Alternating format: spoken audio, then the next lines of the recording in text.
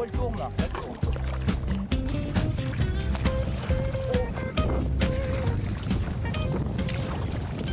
Moi j'ai fait longtemps de la compétition. J'avais un superbe espace à proximité de Guéret qui était les Gorges de la Creuse. Et puis un jour il y a eu des barrages. Ça a été un déclic et je me suis dit, il y a des choses à faire.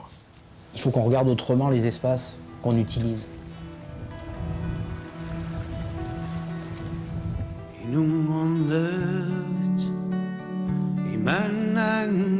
Ce qui m'a amené au Groenland, c'est l'amour des glaces, de la neige, le besoin d'immersion dans une nature intacte et préservée, et puis aussi la perspective de naviguer dans un des pays qui a créé le kayak, avec ces peuples que Jean Mallory considère comme un des peuples racines de l'humanité. Ce sont des gens qui sont dans une vie très respectueuse du milieu et de l'environnement et qui prélèvent dans le milieu naturel l'indispensable à une vie, mais pas plus.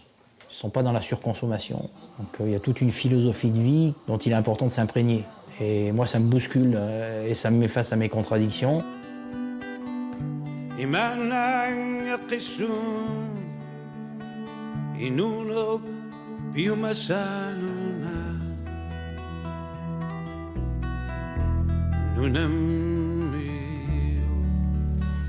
On est exactement ici, au milieu du Torchoukatak.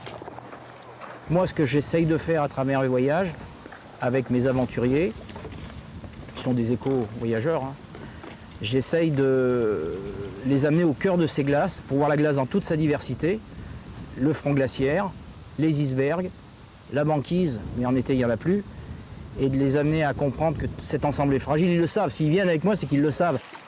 Voilà, et en distance, vous restez à 3 fois la hauteur du bloc. Écartez-vous là, écartez-vous.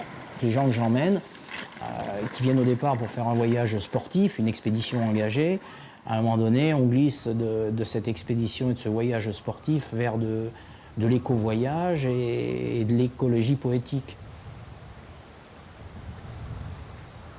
On fait des pauses sensorielles où on prend le temps de regarder les formes, les couleurs, parce qu'il n'y a pas un bloc de glace qui ressemble à un autre. Et puis des fois, on a l'impression d'évoluer au milieu de sculptures contemporaines. Donc il y a toute une poésie et une musicalité aussi, parce que la glace, un iceberg, quand il se fracture, il s'effondre, il craque. Et qui est superbe à avoir dans les oreilles. C'est une façon pour moi, ces voyages, de mettre aussi les gens que j'accompagne dans le constat de leurs contradictions.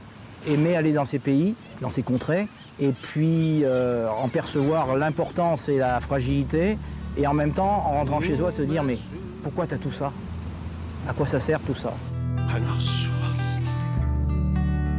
Et moi-même, je suis dans ces contradictions. Quand je reviens du Groenland, je me dis « mais t'as pas besoin de tout ça. T'as pas besoin de changer de voiture, t'as pas besoin d'une grande télé, j'en ai une. Mais bon, on a peut-être aussi besoin parfois de contradictions pour comprendre ce vers quoi on devrait aller.